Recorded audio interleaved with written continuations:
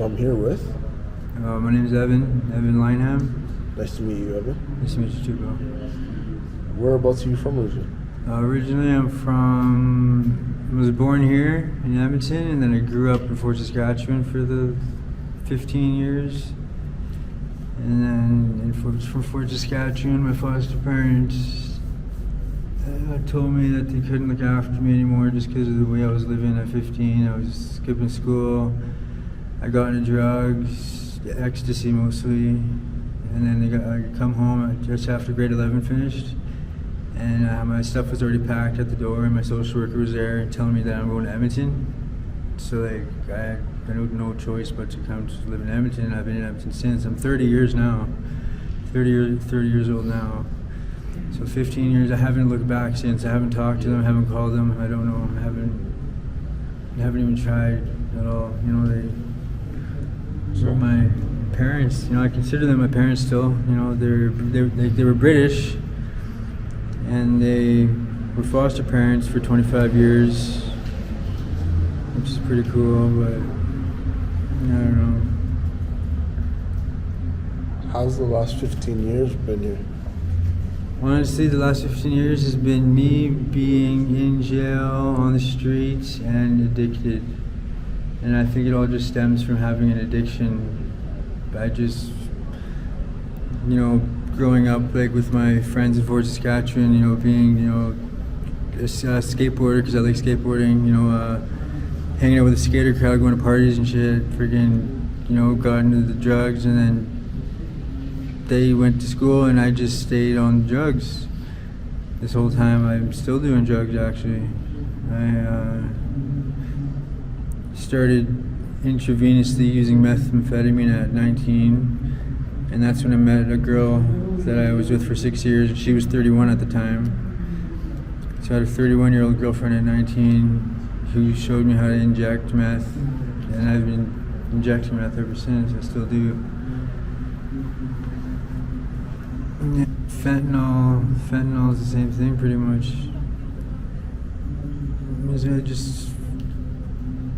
What was it like having a 31-year-old girlfriend at 19? It was good because it was a girl with experience who kind of knew what she was doing, you know. And then ever since I just kind of liked older girls, you know. Every girl my age or younger, I just think is too young to be with because they don't really know much about whatever. But I don't know.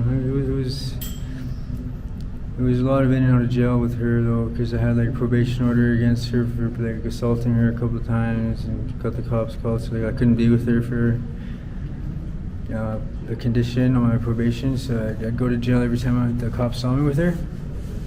So I wasn't out of jail for more than 30 days, and like span of 3 years. 3 years I wasn't out of jail for more than 30 days. It would almost be like on the 29th day, for some reason, it would just happen where I fucking ended up in jail again. It was fine. It sucked though, but that's all my life's been pretty much, just jail, drugs, in the streets, and trying to have an apartment of my own. I went and got an apartment through the housing programs that Edmonton provides, and whatever. And I had my apartment for a year. How did that go? It went good. It was a trap apartment. Like, it wasn't a trap apartment, but my apartment ended up getting trapped out and shit. And that's just people of the street coming to your place at all hours of the night, thinking that just because they have drugs or whatever, that's their entry. You know, and what they didn't know was that I was actually living with a girlfriend who had kids, and her kids would come over and visit. And her kids were young at the time. They were 4 and 6. And then when I broke up with her, they were 9 and 12, I think. And I was the only father figure in their life that they've had. So they kind of feel like my kids, but they weren't my kids at all. But like out in public, like when we go to the park or Churchill or the events like the Fringe and stuff, like I'd treat them like they were mine, and they'd act like they were mine too, which is cool. I've never had a kid of my own yet, but I didn't know that going out with this girl that I'd have to have, you know, that I was gonna be taking kids too, you know. But Do you know when you started using drugs? 15. 15 was when I started using drugs, which is the reason why my parents told me I had to leave Fort Saskatchewan. Yeah. What was that, what were you telling me about your stepfather? Telling you about my stuff, what? And just growing up. What was that? Growing up, I did 4 years as a juvie because I stabbed my stepdad, and he ended up dying. So I got charged with manslaughter, and they put me in the Alberta hospital for 4 years. But I was a minor, so that's why I didn't go to jail for life or whatever.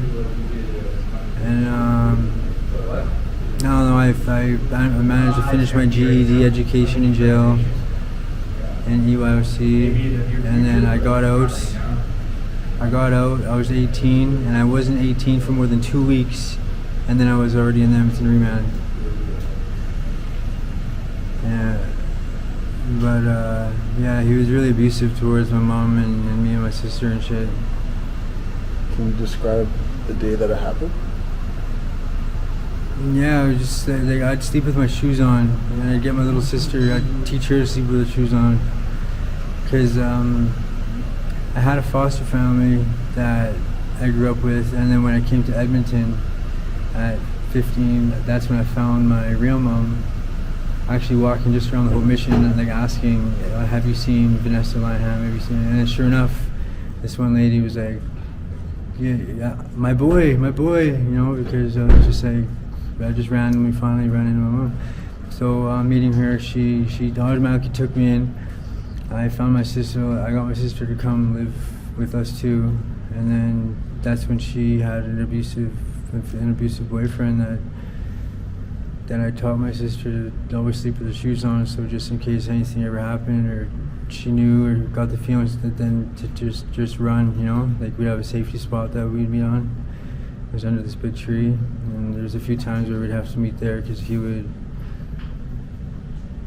I watched her beat her pretty bad a couple times. He beat her with a fire hydrant once, and then I was a little older then, so I kind of figured like literally like life or death kind of like what am I gonna do? And as he was hitting her with his fire hydrant, she was already on the ground. I emptied the cutlery drawer into the sink and I grabbed the two biggest knives, and I ran up to him and I stabbed him in the back 7 times. And he just slumped over, and then I got my mom up, and then she got mad at me because she realized what just happened, and I didn't know what. Like, I thought I was helping her by getting him off of her and stopping it, but it wasn't her that charged me. It was the cops that charged me, because what are they going to do? You know, like what was she supposed to do? You know, there's a dead body on her floor now. You know. It just kind of, I don't know, it's so vivid, just I remember everything about it. It's like how I felt then, like I kind of feel now, kind of thing, you know, like, it's still kind of traumatizing, but I don't know, didn't really help me in any way. Like, I know how to defend myself, I guess. I have had to stab a couple people out on the streets here, but I never went to jail for that. Yeah.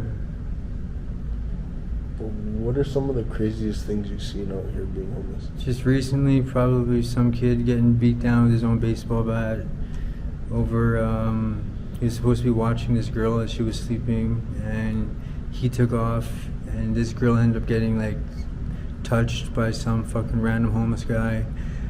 So they turned to the guy that was looking at her, that was supposed to be watching her, and he came out of nowhere, and there's like 6 of us chilling, and then we're all talking about it, and out of nowhere, Buddy comes, and he's just like, and then Buddy notices the bat, he's like, is this the guy we're talking? And then Buddy takes notice of everyone looking at him, oh fuck, so he starts to run. The black guy was the first one to get him, grabbed his bat, swung, all I hear was a crack, hit him right in the back of the head, and blood squirted everywhere. He fucking fell straight to the ground. And that's when 5 girls and 2 guys each passed the bat around, kicking him, hitting him, fucking beating him down. And sure enough, like after this guy still got up, he still got up and walked away. And this was like a week ago. Wow. Yeah, it was pretty messed up. The craziest thing in the street that was the most recent one. A common thing is people get it's a term called being rinsed.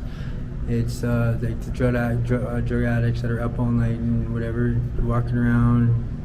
The ones that don't sleep find people that are sleeping and they take all of their stuff, their dope, their money, their anything worth value, merchandise, whatever. And personally, me, 2 days ago, bought a brand new skateboard. I love skateboarding. I'm actually still really good at it. I don't have a skateboard anymore because someone took it as I was sleeping.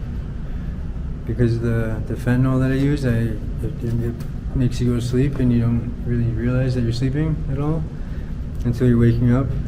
And of course, like, I had no money, drugs, or skateboard was gone and everything. And it was just check day, so everybody is all cashed up, and that's what they wait for, is for the people who have money to be passed out to steal all their stuff and all their money and stuff. So it's pretty fucked up out here in Edmonton on the streets.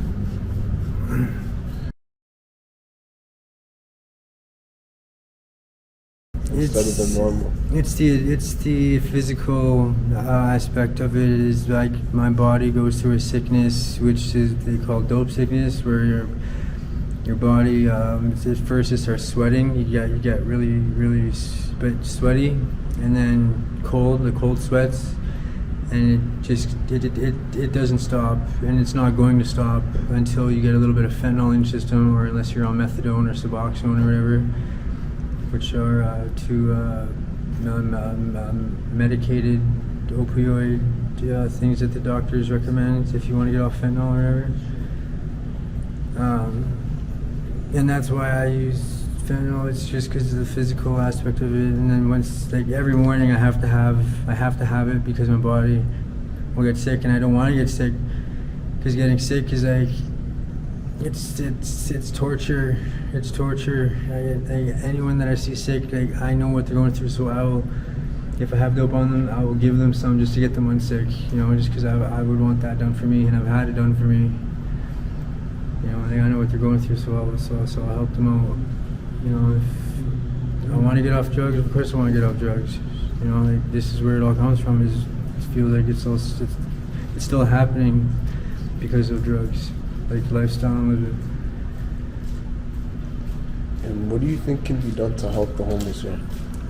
Just programs in places where people who who are committed, they internally themselves know that they're committed to get off the drugs, that join a program, or just for themselves, just know that it's a day at a time kind of thing.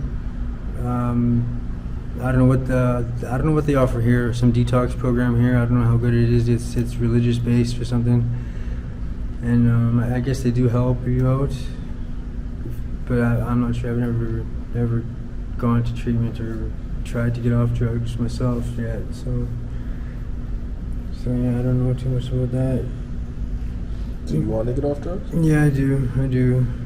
I still feel like I'm in that percentage category maybe of one of those who can and who will, but they say that the statistics of like a fentanyl user is like 3% of people, there's only about 3% of chance that you'll succeed, and then 97% of people using it still use it and die because of it. I've had my sisters and brothers die because of it, which would you think would be a reason for me to stop, but I haven't stopped. You know, it's hard. Thank you very much for your time. I appreciate it. No, thank you.